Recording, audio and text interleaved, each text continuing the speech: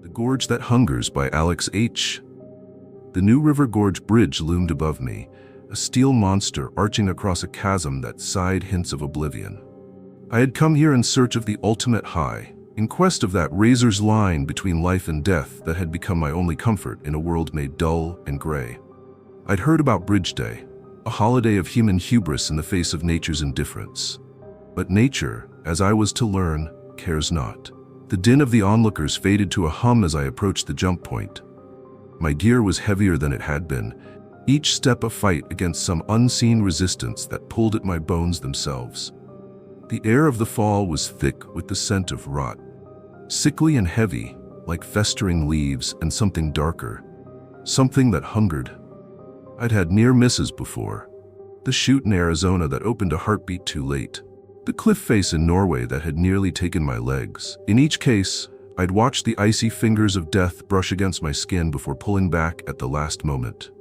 But this was different. The gorge below me yawned open, a mouthful of broken stone teeth and mist that curled around itself like a serpent's tongue. As I was perched on the edge, time slowed and became thin. The cheering mob swept past at glacial pace, their features blurring into sickly grotesques of hope.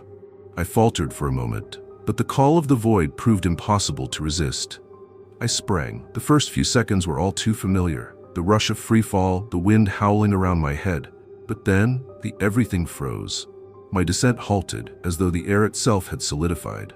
Gravity itself struggled with my fall, stretching out each second into an eternity of suspended motion. That was when I saw them.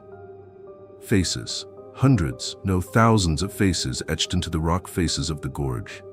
I initially thought it was a trick of the light, pareidolia brought on by an adrenaline-addled brain. But as I drifted closer, crawling along agonizingly slowly, I saw the truth of it. These weren't simply geological formations. They were spirits. The doomed souls of jumpers who had come before me, their faces twisted in expressions of eternal hunger. Their eyes chased me down, pinpricks of frozen flame burning with an insatiable hunger. Spectral hands reached from the cliff face of stone, grasping at my form with fingers forged of darkness and mist. I tried to scream, but the sound was swallowed in the abnormally still silence that enveloped me. I understood then, with the awful clarity of raw horror, what was waiting for me. These were not the ghostly forms of the unlucky few who had perished here. They were part of something older, something which had lain dormant in this gorge long before the first human gaze ever fell upon it. The bridge, the festival, the jumpers, all of them were nothing but a lure for a trap thousands of years old. My chute failed to open, the ripcord dissolving into dust between my fingers. The faces came closer, their mouths gaping wide to reveal abyssal chasms that hinted at an eternity of pain. I felt my mind unwinding at the seams as I stared into those impossible throats, glimpsing realities no human mind could ever hope to comprehend. As spectral claws began to claw into my flesh, time snapped back into its normal rhythm. I plummeted the last 100 feet in a flash of time, the gorge floor rushing up to meet me with cruel inevitability. The impact never came. In lieu of that, I was right back on the bridge, gear still intact, the storm of cheers billowing over me, as if absolutely nothing had gone wrong. Except I knew. Oh God, I knew. The growling in my stomach wasn't my own anymore. The faces that I saw peering back out at me, reflected in the stares of my companions, weren't human. We are bait, all of us. Lures extended in front of something ancient and ravenous that hovers in the depths of the New River Gorge. With each bound, with each life lost to the void, its power grows.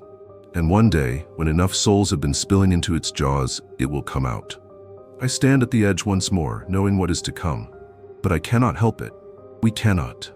The hunger compels us, an endless need that can only be satisfied by the brief rush of freefall and the hope of merging with the writhing shape of souls imprisoned in stone. As I step off the bridge for the 1000th time, or is it the first, I see understanding dawn in the eyes of a new jumper standing beside me. He gets it now, just like I did, just like we all do in the end.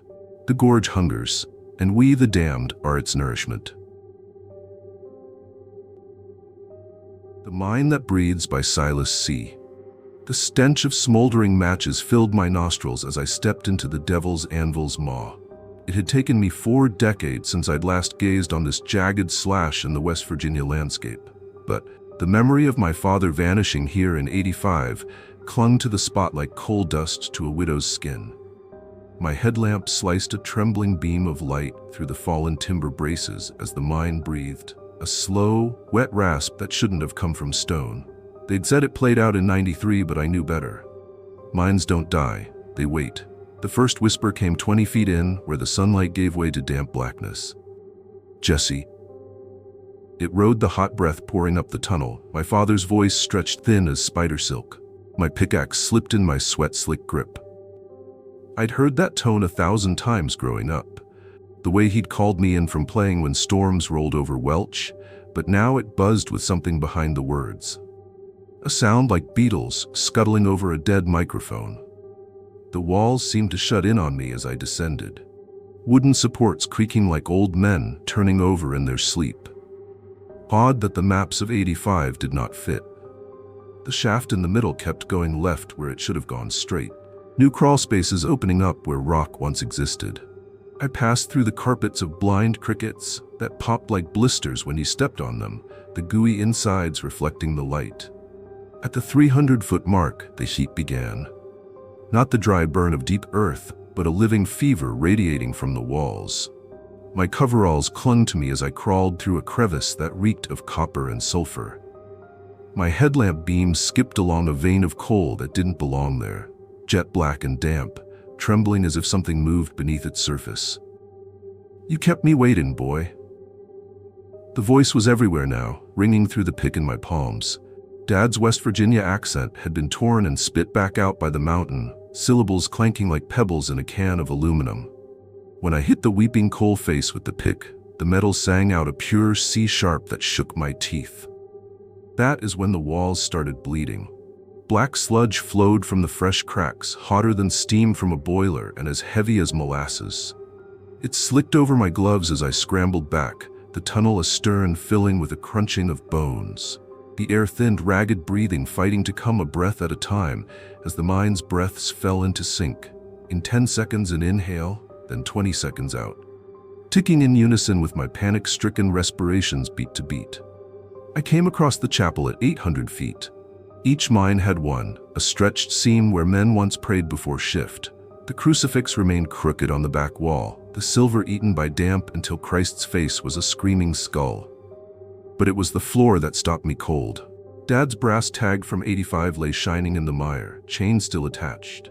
Beside it sat his lunch pail, thermos filled with black liquid that steamed in my light. "Took you long enough." The voice didn't come from the blackness this time. It came with me.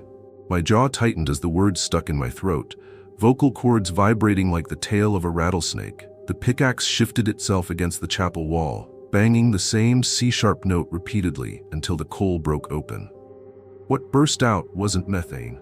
They poured like silences, shapeless things, all teeth and dissolved eyes, crawling over my boots as the breath of the mine was a gust. My gloves clung to the handle of the pick as I bashed at the floor, arms whipping with the stiff precision of a puppet. With each strike, fissures spiderwebbed through the rock, glinting glimpses of what lay below. White faces. Dozens of them, jammed into the rock bottom like embryos in a cold, dark womb. Men from the '30s disaster, the '72 cave-in. Dad's gaunt face stared up at me through a veil of shale, lips moving to the beat of the voice tearing my throat. Almost got enough. My pick struck bedrock. The explosion of hot air tore the headlamp off my forehead as the floor collapsed. I tumbled through wailing faces and strata lines, the mine's breath now a deafening roar in my ears. When I finally came to rest, the shock did not break bones. It cushioned me in something warm and alive.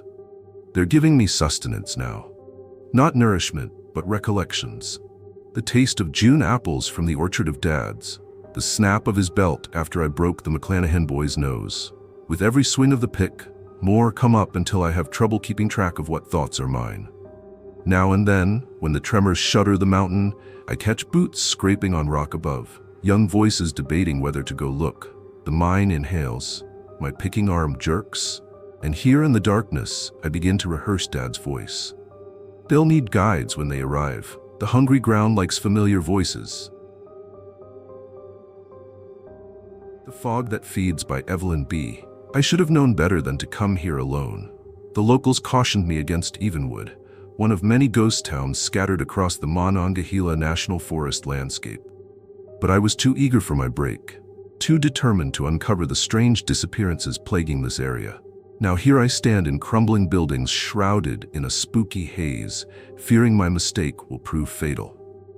3 days ago, fog moved in, heavy and clingy. I had not paid it any mind at the time, another trick of West Virginia's changeable weather, I'd assumed. Yet there was something wrong about its consistency, the way that it appeared to twist and writhe like living organisms. It clung to everything.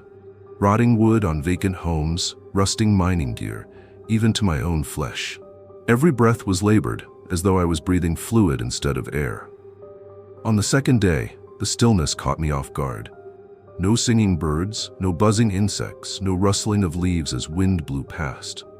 The world was muffled, wrapped in a sheet of white that subdued every sound. That was when the initial fringes of fear crept into my mind. I attempted to make my escape then, but the roads had disappeared. Where there was meant to be one, instead of asphalt, there was simply more fog, writhing and churning as though it were a living thing. My GPS failed, the screen flickering between meaningless coordinates before dying completely. I was trapped. I saw them last night, dark figures moving in the mist. They were almost human but distorted, like images viewed through glass that's been etched over.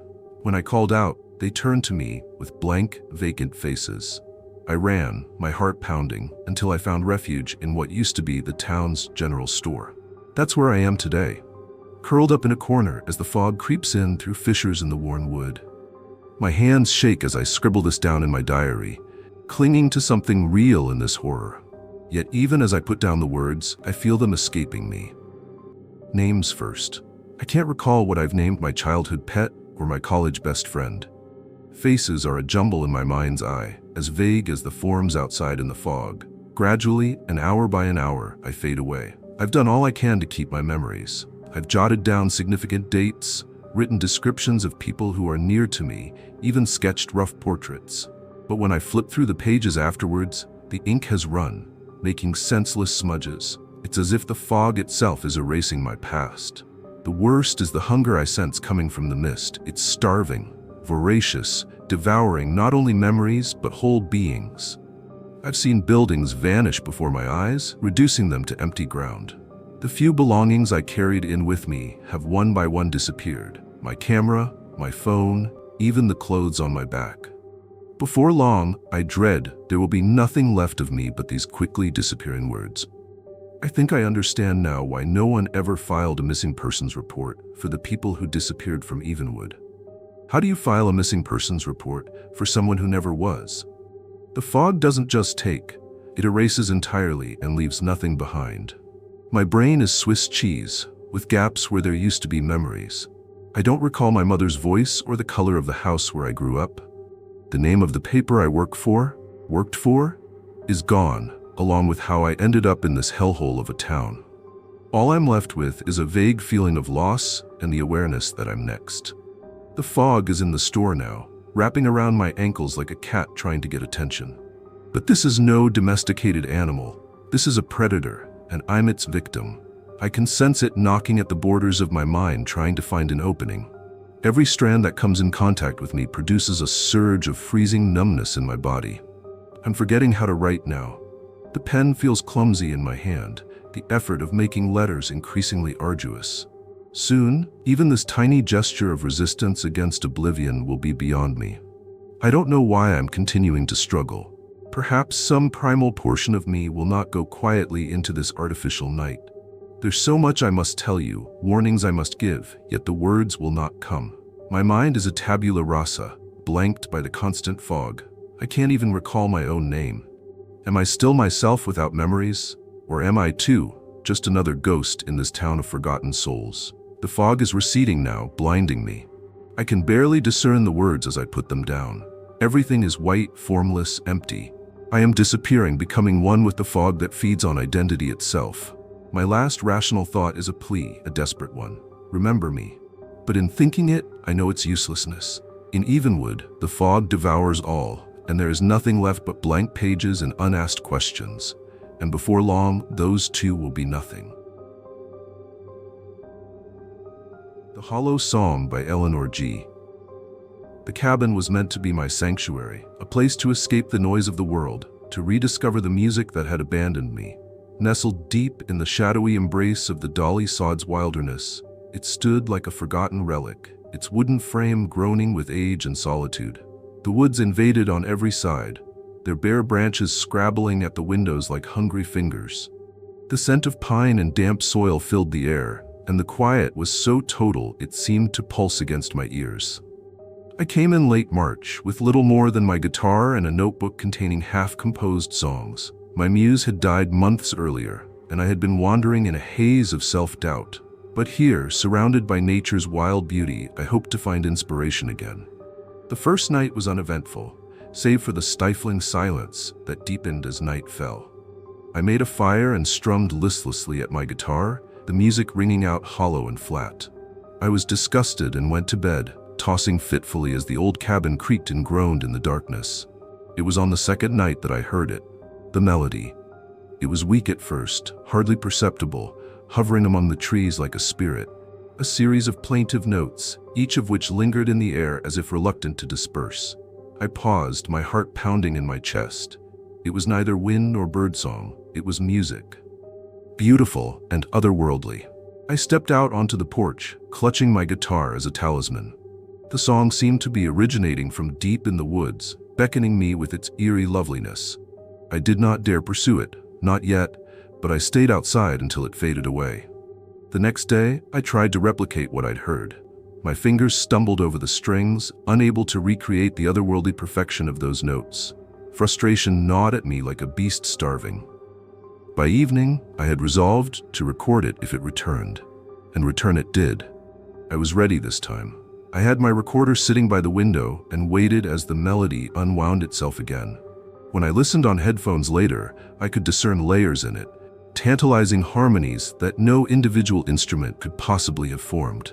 It was heady stuff. I began transcribing the melody compulsively, notating its patterns on page after page. When I heard it played back on guitar, something unsettling happened. My fingers moved with an unnatural fluidity, as if being guided by some unseen hand. The music poured out of me with an odd facility, but each of the notes sounded wrong, too sharp, too cold. By the fourth night, I couldn't get enough of it. The melody took hold of me, crawling into my head even in the daylight hours. My fingers bled from hours of strumming and picking at strings that no longer felt like they belonged to me. The forest was alive now too, and it watched me with a steady eye. The shadows twisted in the trees unnaturally, whispers scurried just beyond hearing, and always, that melody lingered in my mind like a splinter beneath my skin. On the seventh night, something was different. As I replayed the melody, my body seized up, a puppet jerked around by invisible strings. My hands played of their own volition, forcing me to play harder and faster until pain ripped through every nerve in my arms. Blood lubricated the fretboard as my eyes teared up. And then, it spoke. Not in words, but in music. A cacophony of dissonance that reverberated within my skull like thunder. Images jostled in my mind, gnarled roots bursting through earth, faces pale and staring beneath stagnant water, a figure standing tall, shrouded in shadow and silence. I tried to scream, but had no voice. The music had stripped even that from me. When I could finally command my body once more, the sunrise was streaking across Dolly Sods. My guitar lay shattered at my feet, blood pooled around its broken pieces. Yet worse than any physical agony was what still lingered inside me. The tune now etched into each cell of my body. I packed hastily that morning, anxious to leave before the night returned to its horrors with revived vigor. But as I drove away from the damned cabin, I saw something that filled me with terror. The melody hadn't stayed behind. It hummed softly in my mind, a parasite burrowing deeper with each passing moment. And then, my hands tightened on the steering wheel of their own volition. The last thing I remember is laughter, low and guttural, echoing from somewhere deep within me as darkness took everything in whole. Tunnel of Screams by Steve H. My flashlight beam shakes as I step through the wide-open mouth of Hawk's Nest Tunnel. The air is heavy with something more than darkness. It's heavy with history, with tragedy, with the resonance of lives brutally ended. I've explored haunted locations throughout the country, but this is different. I've arrived to make the legends real, to capture evidence of the specters said to infest this 3-mile stretch of man-made hell.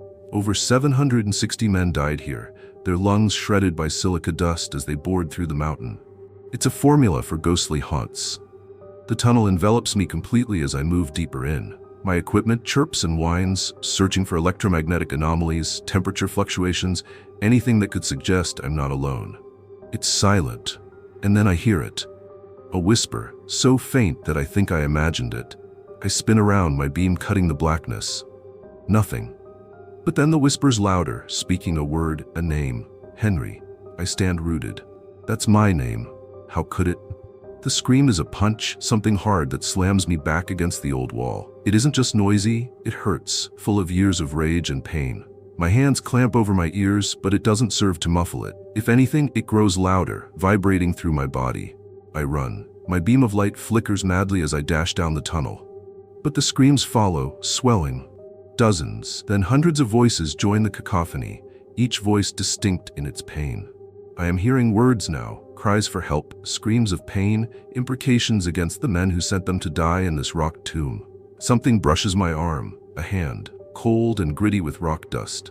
I shriek and stumble, my light hitting the ground. Amidst the flickering light, I see them. Shadows made flesh, phantoms with hollow eyes and mouths stretched wide in constant screams. They touch me with fingers that disintegrate to dust, then reconstitute and reach again. I bound up from the bed and run harder, leaving behind my lamp. The darkness is complete now, but the cries light the way for me. They've become things somehow, wavering in the air in shades of red and gray and green. They condense into things that charge at me, grasping at my clothes, at my skin. I don't know how long I've been running. Minutes? Hours? The tunnel's an eternity. It seems to go on forever as the creatures nip at my heels. My lungs are on fire. Is this how those workers felt when the silica assailed them from the inside? And just when I think I will never make it, I see it. A splinter of natural light. The way out. Hope blazes through me, giving a final burst of speed.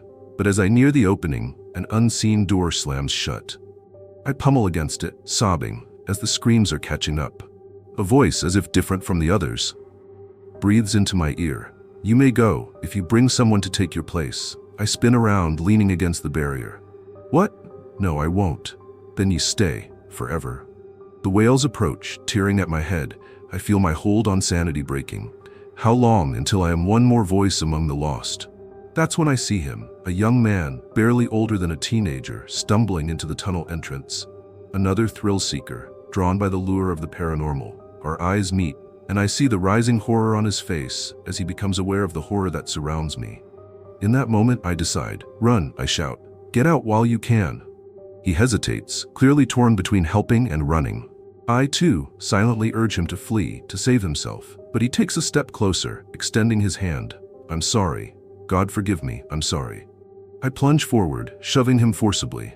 He rears back with a shriek of shock, and then the wall is torn open. I burst out into the cold night air, gasping and trembling. Behind me, I hear the shriek of the young man merge with the rest as the tunnel shuts itself again. I fall to my knees, gagging. What have I done? I sought evidence here, seeking glory and riches by gaining from this tragedy. Now I'm a part of it, another link in a chain of suffering that dates back nearly a century. As I struggle to be able to stand, I realize that the screams never stopped. They are muffled now, but still there, a constant whisper in the back of my mind. I know, with a certain horror that fills me to the marrow of my bones, that I will still be able to hear them for the remainder of my life. And one day, when death does finally claim me, I'll be meeting them in that endless tunnel of screams. No more than I deserve. For now, however, I run. I run from Hawk's Nest, from shame, from awareness of what I've done, but I know I can never outrun. The tunnel has consumed me, body and soul, and its hunger will never be quenched. The Stone That Whispers by Julian V. The storm had been building all day, rolling in across the horizon like a predator stalking its prey. When I pulled into Cooper's Rock Overlook, the initial thunderclaps were ripping the sky apart, and rain lashed my jacket in glacial sheets. But I hadn't come so far to give up. The rock face loomed before me, ancient and immovable, its fractured surface glinting under the flash of lightning. I was alone, of my own accord. No ropes, no one to hold on to, just me and the mountain. The loneliness was exhilarating, a challenge to see if I could match strength with nature's brute fury. The overlook was deserted. No one else would ever take this climb under these conditions. But danger was my advantage, the challenge to push the limits. My early grips were slick with rain, but fingers clutched on the coarse gritstone. I ascended into screaming wind with an earth and ozone smell blown past me.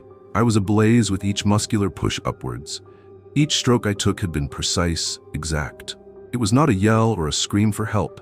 It was a soft, whispery voice, just loud enough to be heard above the storm. I figured the wind was playing tricks on me at first, but no wind could be so articulate. "Why do you climb?" I froze, my hand grasping a narrow ledge as my heart pounded in my chest. "Who's there?" I bellowed into the darkness. No answer, but the voice once more, closer this time. "You climb to escape." I was holding my breath. How did it know? It was correct. I climbed to get away from the suffocating weight of failure, of regret, of living a life that was careening further and further out of my hands. But nobody knew that. Nobody could possibly know that. I pushed on, refusing to let the dread seep into me like icy fingers down my back. The voice trailed after me up, whispering things I should not hear. "You lied to her. You stole what was not yours. You left him behind." Each word hit me like a hammer blow against my volition.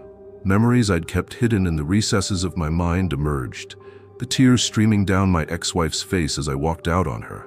The cash I'd taken from my brother when he was most in need. The friend I'd abandoned when things became tough. The stone beneath my palms now seemed to pulse with life, quivering ever so slightly with each hissed accusation. And then the order, "Carve them into me." "What?" My voice cracked as terror flooded through me. "Your secrets," it spat. "Carve them into my surface or fall." I leaned over. The earth was endlessly below me now, consumed by darkness and fog. The storm kept raging, but the rock face remained unbroken by its fury, firm and unalterable in its being. My hands trembled as I sought out my climbing knife, the blade shining under a flash of lightning. The first cut was shallow, a name etched into stone that was warm against my fingers. The instant I finished etching Anna, the whispers grew louder, grew angrier. "Moi." I obeyed without question, etching all the sins into the rock with reckless strokes. Lies uttered in desperation, betrayals committed in selfishness, acts of cowardice that still haunted my mind. With each word written on its surface, the rock seemed to swell with energy, its whispers escalating to a cacophony that was overwhelming even the thunder above. The air around me thickened and became stifling. Breathing itself was a labor, as if the stone itself were on me. As I approached to take another grip to continue climbing, I realized a horrible thing. The carvings were gone. The rock had swallowed them up entirely, smooth once more but emitting an unearthly heat. And then it spoke again. "You are mine now." I tried to shift. I tried to crawl higher. But my hands refused to obey me. The rock gripped them with the same steadfastness as glue to its face. My legs buckled under me as stony tendrils shot up out of the ground, wrapping themselves around my boots like chains. Whispers became screams. Dozens of voices heaped upon dozens in tormented anger, and I knew what they were. Souls trapped within this damned monument, forced to provide it their truths until there were none remaining of whom they had been. I begged for mercy as I cried out openly, but mercy is something old things do not understand.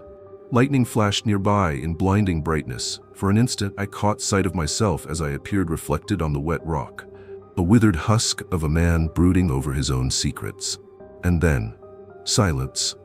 Later, when other hikers happened upon my gear at Cooper's Rock Overlook, my rope carefully wound by a still empty pack, they assumed me to be a casualty of the storm. But if you're standing on the edge during a thunderstorm and listen carefully, you might hear voices calling up from the rock face below. And if you're stupid enough to attempt it alone, you might well join them. Trail of Faces by Laurie A. I'd made the drive to Blackwater Falls State Park in search of autumn's fire. As a nature photographer, I'd seen my share of fall color, but the hype surrounding this place, the leaves that glowed from within, alive-looking, the colors shifting like living things, was like a magnet to a moth. The park was full when I arrived, leaf peepers clogging the major trails with selfie sticks and cell phones. But I had a mission. The magazine needed ethereal, needed magic. So I ventured out alone, leaving the crowds behind as I ventured further into the woods. The farther I went, the more foreign the world was. The chatter of the tourists fell away, replaced by a complete silence so strong that it beat against my eardrums. The trees were taller, their trunks knotted into forms that were almost deliberate, and the colors, sweet God, the colors. Reds as deep as newly spilled blood, oranges that glowed like dying embers in the ash, yellows as yellow and green tinged as delirium dreams. I lost track of time while I shot, my camera soaking up vistas that didn't quite seem real. When the sun began to fade, I unwillingly made my way back to my cabin, eager to sort through the day's work. That's when I saw them, the faces. I initially thought it a trick of light, pareidolia born of exhaustion and hyperactive brain. But leafing through photo after photo, reality became impossible to ignore. In the bark, in the patterns of the leaves, in the very nature of the forest itself, faces gazed back at me. Dozens of them, hundreds, all of them different, but all with the same hungry, hollow-eyed stare. And all of them looking at me. I slammed my laptop shut, my heart pounding. This was impossible. I hadn't recorded any of this on camera. Had I? A chill ran down my spine as I realized I couldn't quite remember. The day was foggy, dreamlike. How long had I been out there? Sleep eluded me that night. Every creak of the cabin, every sigh of wind through the trees, sounded like voices calling out my name. When morning at last came, I decided I'd pack my bags and be gone. Whatever was happening here, I had no part of it. But the woods had other plans. I set out early, before the day trippers arrived. The trail was supposed to lead me right to the parking lot, but it looped back on itself, depositing me at the exact spot where I'd started. I tried again and again. Each time the trail looped, the markers shifted, and I found myself back at my cabin. Panic clutched my throat as I realized I was surrounded. The faces were clearer now, no longer confined to my photographs. They sneered at me from every tree, every rock, every shadow. Some of them seemed to move when I wasn't looking directly at them, moving closer with every blink. I fled. Blind terror propelled me from the path into the depths of the woods. Thorns slashed at my eyes, roots tripped over themselves to knock me down. But I pushed onward. I have no notion of how long I fled. Hours, days? Time lost its relevance in that endless sea of watchful eyes and grasping arms. And then, out of the blue, my legs gave out. I slammed against the trunk of a towering oak, the girth of which was as wide as a car. I leaned there, gasping for air, and I noticed something etched into the tree. Names. Dozens of them, some so old they could barely be deciphered, others so fresh that sap still trickled from the cuts. With trembling hands I wrote the letters. John Emerson, 1879. Sarah Holloway, 1923. Michael Chen, 1997. And they went on, a grim timeline of the deceased, and at the bottom, still sticky with tree blood, Amelia Blackwood, 2025. My name, my death warrant. The reality slapped me across the face like a punch. I wasn't the first to be ensnared, and I wouldn't be the last. The forest was starved, always starved, and it had been feasting for eons.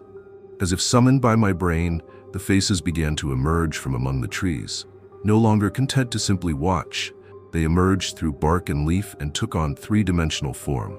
I recognize some of them now. John, Sarah, Michael, their faces twisted with an hunger that echoed the forest's own. They reached out towards me with branchy hands, the bark-like skin creasing as they crept. I tried to scream, but the sound was engulfed by the unnatural silence of the woods. When they wrapped their arms around me, I felt my shape morphing, becoming one with the forest. My last human thought was a prayer that my camera be retrieved, that someone would view the photographs and understand, that they would set this cursed place to the ground. But even as my mind escaped, hijacked by an ancient eldritch hunger, I knew the truth. The woods would endure. It would wait. And when the next camera-wielding tourist came looking for the perfect picture of autumn's splendor, I would be waiting, watching, waiting, hungry. River's Bargain by Eliza C. The Shenandoah River glows like black polished obsidian under the full moon. I'm on its bank, rod gripped in my hand, hopelessness gnawing at my stomach. My family's not eaten in days. The factory's been closed for weeks, and our meager supply of cash ran out long ago. This night, this river is our only hope. I cast my line into the black water, the ripple echoing in the haunted stillness. Harper's Ferry lies behind me, its ghost town of shuttered stores and vacant-eyed townspeople. We're all struggling, but my children's starving cries slice through my heart like shards of ice. The moon climbs higher in the sky, casting long shadows on the water's surface. Hours pass and still my hook is bare. Fear and anger gnaw at me more than any growls of hunger. I'm about to give up when I feel it, a pull so strong it will almost jerk the rod from my grasp. I thrash back and forth, muscles howling. Whatever it is on the other side is enormous, fighting with Herculean strength. When I think my arms are going to give out, it breaches. A fish, but not like any fish I've ever seen. Its scales shine with an otherworldly iridescence, and its eyes, Lord have mercy, its eyes are too wise. As I stare into those bottomless eyes, I am hearing a voice. Not in my ears, in my head. Are you hungry, fisherman? I drop the rod and back away. The fish flops onto the beach, its gills pumping as it speaks directly into my mind. I can fill your nets, feed your family for weeks, but there's a price. What? What are you? I croak. I am the river, I am hunger, I am bargain. Its voice is water over stones, old and patient. Will you pay the price for abundance? What price? I say, even as a voice in the back of my head yells at me to run. Memories, it says. For every fish you catch, I will take a memory of those who are dear to you. Their faces will become indistinct, their voices will grow quiet, but your family will eat. I should flee, I know that. But my mind's eye sees my children's hollowed cheeks, my wife's frightened eyes. I cannot bear it. I'll do it, I say quietly. The fish, the river, it seems to grin. Then cast your line. I reel with trembling hands. The moment my hook is submerged, I sense a pull. I reel in a plump trout, big enough to feed us for days. But as I lift it from the hook, I discover I can no longer picture my youngest daughter's face. The picture has floated away like a cloud. A frenzy of fear threatens to erupt in my throat, but so does the smell of fresh fish dinner. My family will be fed tonight. I cast again. Another fish, another lost memory. My son's laughter, lost. My wife's smile, forgotten. My net and empty mind more with every cast. I know I have to stop, but the compulsion to give wins out over everything. Fish after fish thud onto my feet, a bounty beyond my most outlandish dreams. But with each one, I feel myself growing less substantial, less man. The sun is setting on the moon, and I still fish. I've lost track of how many I've caught, how many memories I've forfeited. I struggle to imagine my family's faces, but they're distant, vague. I know that I love them, but I'm not certain why. When the early light of dawn comes upon the river, I am weeping.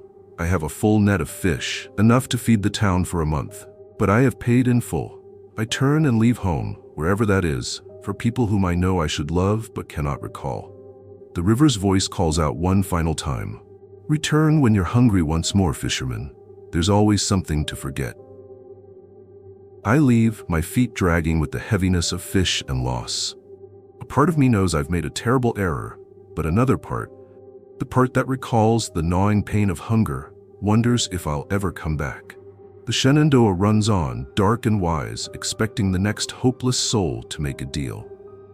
As I trudge up the trail into town, I see other fishermen heading out to the river. Their eyes are vacant, their movements mechanical. I want to advise them, to tell them the cost is too great. But when I attempt to speak, I discover that I don't have a clue what I was going to say. The fish in my net seem to look at me with those two knowing eyes. I quicken my pace, wishing to escape their gaze. But I know, in what is left of my soul, that I will never truly be free of the river's bargain. For I've lost the very things that make me human for the sake of living. And the worst part is, I don't know if I care. The hollowness in my belly is filled, the hunger lost, by a different sort of hollowness. One that can never be filled, regardless of how many fish I catch. As Harper's Ferry comes into view in the distance, I try again to glimpse the faces of my family. But all I have is the river, a dark and bottomless one, that will swallow more memories. And I know, with a certain horror that seizes me to the bone, that when the fish are extinct, I shall come back to its shore. For the river's hunger, as is mine, can never be satiated. The Watcher at Spruce Knob by Cassandra B. I've always felt small beneath the darkness of the sky, but never like this.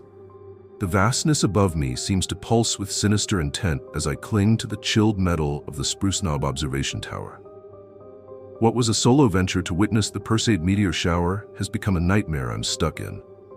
The climb to West Virginia's summit had been exhilarating. At 4,863 feet, the air was crisp and clean, and the breeze was carrying the scent of spruce and anticipation. I'd camped near the tower, anticipating a clear view of the starlight show. As twilight descended into dark night, I settled in with my coffee thermos and star maps, ready for a night of cosmic wonder. The first flashes of light in the sky left me with childlike awe. Beautiful fire tails, here and gone in heartbeats. I made notes, labeling the brightest ones, amazed at their brief but radiant life. But then I glanced and saw it, the one that did not vanish. At first, I thought that my eyes must be playing tricks on me. A very intense meteor, hanging motionless against the starfield. I blinked, rubbed my eyes, but it continued. A cold point of light, somehow both distant and unhappily proximate. And it was getting larger. My hands were shaking as I fumbled for my binoculars. Through the eyepieces, the light condensed into something lovely and unnatural. It pulsed with colors I could not name, its edges twisting and writhing like a serpent. And in its center, a darkness deeper than the space between stars. It was regarding me. I didn't know how I knew, but the knowledge locked the air in my lungs. This creature, this intruding cosmos, had seen me seeing it, and now it had its focus, its intent, on me alone. I ripped my eyes away, pounding heart. The familiar stars overhead brought no solace, because they were no longer familiar. Orion's belt had disintegrated, its stars creating a twisted grin. The Big Dipper had turned upside down, spilling an invisible stream straight towards my position on the tower. I screwed my eyes shut, breathed in time, trying to become sane again. But when I opened them again, the sky had shifted yet again. Cassiopeia's W had become claws extending towards me. And that observer light, that impossibly distant star, had grown larger once more. Panic propelled me scrambling down the tower's metal stairway, the metal ringing beneath my feet. But I stopped halfway. What was below the ground was wrong. Those familiar tree silhouettes and rock silhouettes had bent into unnatural forms, angles of sight that pinched to behold directly. The tent flailed and bucked as if an entity inside its fabric struggled to burst out into our reality. I clutched the railing between two impossibilities. Above, the sky went on its unholy rearrangement. Below, the earth itself opened into cosmic horrors. And always, ever, that regarding presence unfolded. A scream swelled up in my throat, and I suppressed it. Some animal aspect of me warned that whatever I produced sound would draw it attention even closer. As if my very mind was not a beacon already. I do not know how long I stayed there, paralyzed between terror above and below. Time lost all meaning as the stars revolved in constellations that defied astronomy and sanity both. That watching presence expanded to fill whole reaches of sky, its pulsing color staining the earth with bilious hues. A shooting star blazed by, a normal one I thought initially, but its trajectory curved unnaturally, curving in. Another and another. Soon, the air was teeming with them, a swarm of fireflies made up of starfire and madness. They circled me, their light searing my eyes even when closed. I felt them on my skin, a searing, creeping sensation that spoke of otherworldly interest. I wanted to brush them away, to run, to wake from this cosmic nightmare. But I knew, by a knowledge not my own, that motion would be my death. I was an insect, caught beneath the observation of something vast enough to remap the skies at will, and it had not yet looked its fill. The swarm grew hotter, the burning becoming real pain. I stood there, crying, as my hands began to glow from the inside out, my skin turning translucent. The very atoms of my body were being activated by this impossible radiation, being transformed into something no longer fully human. And still that shape watched, its mass now big enough to engulf the horizon. Whatever it was, it had found me interesting.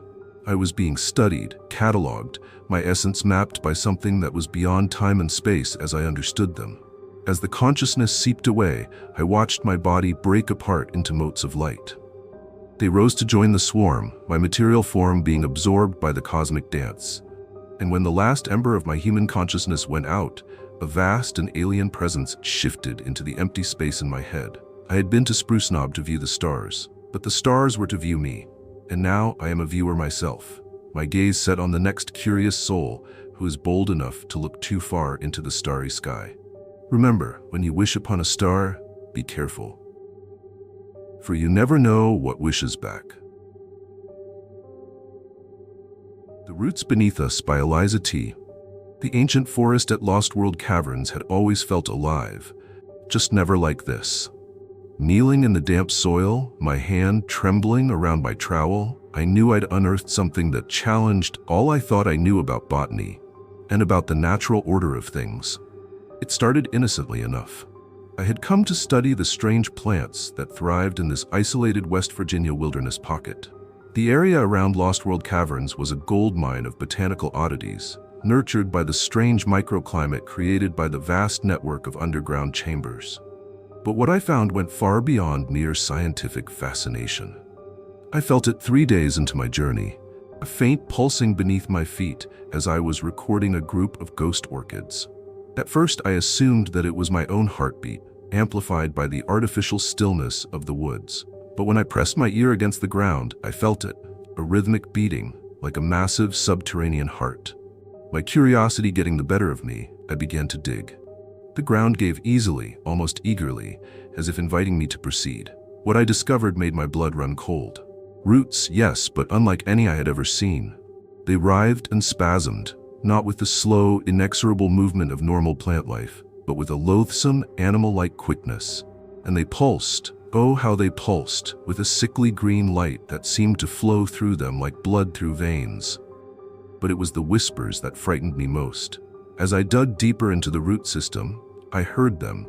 At first a faint whisper, then growing louder and more insistent. Indistinguishable murmurs that seemed to come from the earth itself. A cacophony of voices speaking in tongues long forgotten. I should have run then. Should have packed up my equipment and withdrawn back to the safety of civilization. But the scientist in me, that damned curiosity that had led me to this god-forsaken location in the first place, pushed me onward. That's when I found the bones. Human bones, yellowed with age but identifiable in their grisly ordinariness. They were tangled in the pulsing roots, which wrapped through rib cages and eye sockets with macabre intimacy. I stepped back, reeling at the implications. How long had these poor individuals been here, their gravesite profaned by this unnatural growth? Yet as I stood there, frozen in fear, I realized that the true horror was only beginning. The bones were not static relics of the past, they were growing. Twisting and elongating, intermingling with the roots in a perverse marriage of plant and animal. And they were coming for me. I backed away, my boots slipping on the now writhing forest floor. The whispers were a cacophony now, a multitude of voices demanding. What? Food? Companionship? I had no desire to know. I was trying to run, and I could feel tendrils curling around my ankles. The entire forest seemed to have come to life, grasping and tearing at me with branch and root alike. Trees that had stood sentinel for centuries now bent and twisted with malicious purpose, their leaves whispering in anticipation of hunger. I fell, my face cracking against soil that was warm and disturbingly soft. I spat dirt that tasted of rotten copper as I got to my feet, watching my own blood seep into the ground. The ground seemed to drink it greedily, and new growths erupted before my eyes. Small, fetal things that pulsed with the same unnatural light. Terror gave me power, and I tore myself free, leaving rags of skin and clothing. I did not stop running until my lungs burned and my legs were about to give out, never once glancing behind me. By the time I reached my camp, I gathered up nothing but my telephone and keys and fled to my car. As I wound along the road back from Lost World Caverns, my rearview mirror was dark.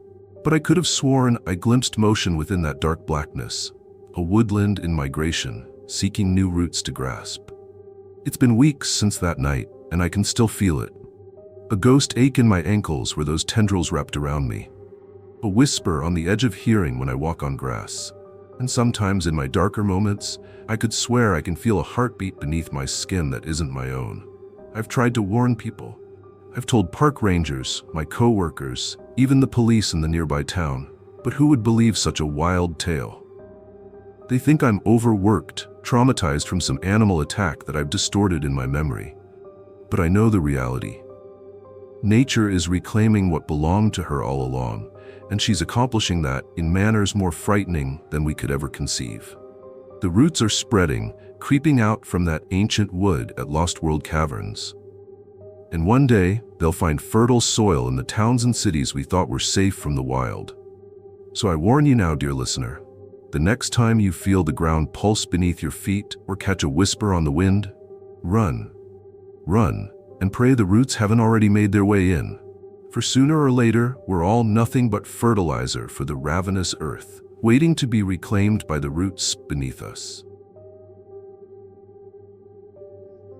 Thanks for joining us in the shadows tonight. If you enjoyed these chilling tales, don't forget to hit that like button and subscribe for more spine-tingling stories every week. Have you got a story of your own? Share it in the comments below. We love hearing from you. And remember, the darkness holds many secrets. Are you brave enough to uncover them? Until next time, keep your lights on and your doors locked. Sweet nightmares.